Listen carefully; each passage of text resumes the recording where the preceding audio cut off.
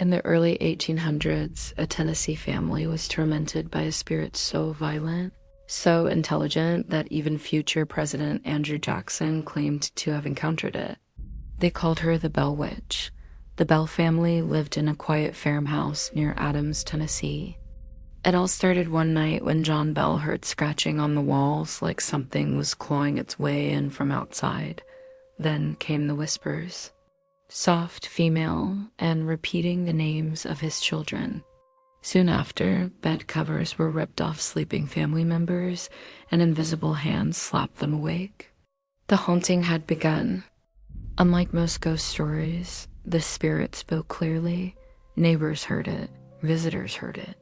It sang hymns, quoted scripture word for word, and viciously mocked the family. She introduced herself as Kate, and she said she had one mission to kill John Bell.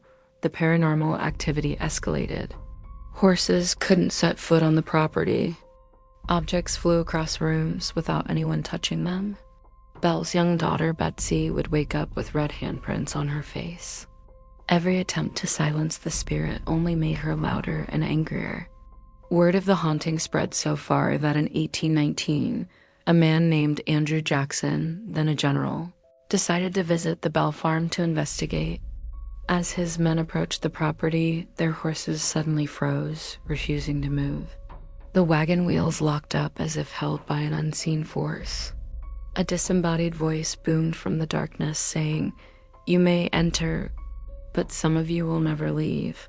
Jackson later told his men, "I would rather fight the entire British army than the Bell Witch." He and his men left at dawn, completely spooked. Just a year later, in 1820, John Bell fell violently ill. His health declined rapidly, and no one knew why. One day, a mysterious vial of black liquid appeared on his bedside table. The spirit's voice laughed, cackling for all to hear. "I gave him his medicine, and he will never rise again."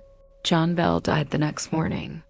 During his funeral, the witch sang loudly a drunken, celebratory song that echoed over the grieving mourners.